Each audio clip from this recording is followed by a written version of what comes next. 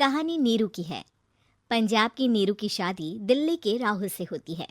दिल्ली कितना बड़ा शहर है ना, लेकिन आप लोगों का घर तो बहुत छोटा है।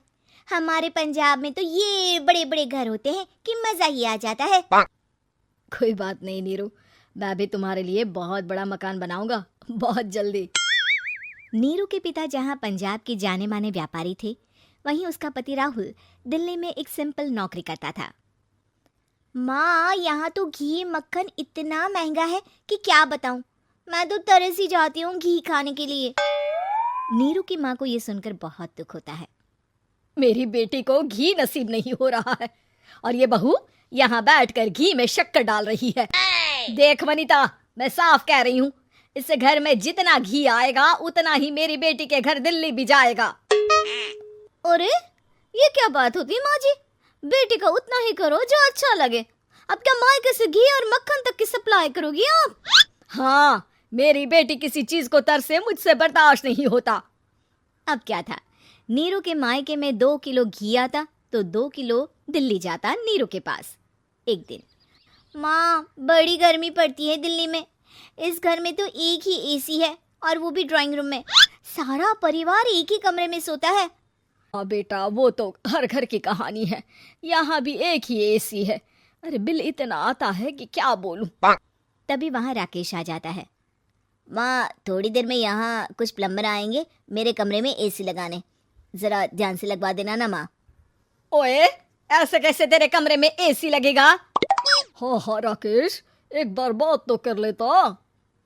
अरे पापा, वो वनिता को गर्मी में नींद नहीं आती।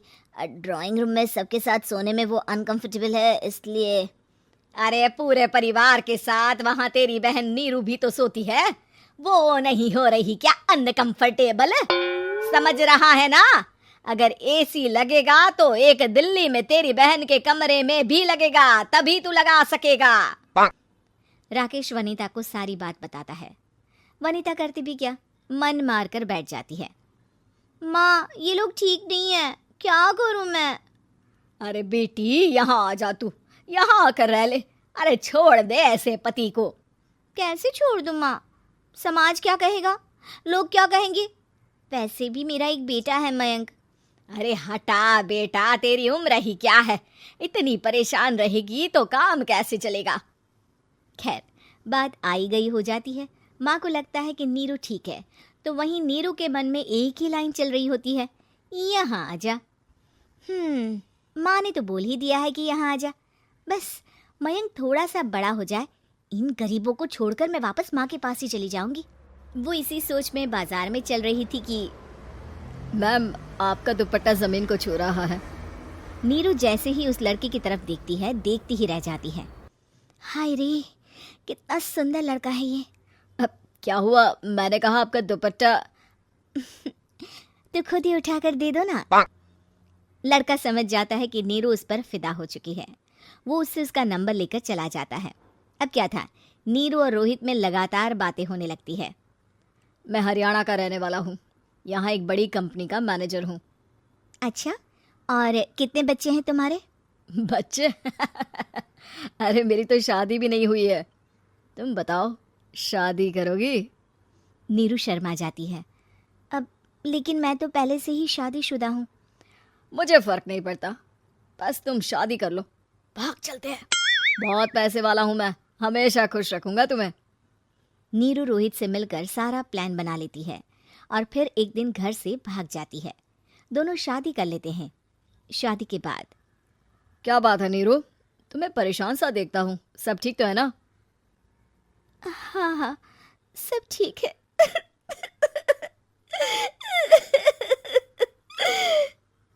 ये कहते कहते ही वो रोने लगती है। अरे क्या हो गया, रो क्यों रही हो? मैंने तुमसे एक बात छुपाई है और वही बात अब मुझे परेशान कर रही है। रोहित, मेरा एक बेटा भी है, उसका नाम मयंक है। क्या बात कर रही हो? ये तुमने मुझे पहले क्यों नहीं बताया? देखो नीरू, मेरी माँ को मैंने ये नहीं बताया है कि तुम शादीशुदा हो। बच्चा मैं मैनेज नहीं कर पाऊंगा। नीरू को समझ में नहीं आता कि वो क्या करे। तुम उस बच्चे को अपनी माँ को क्यों नहीं दे देती? नीरू चुपके से माँ को फोन करती है।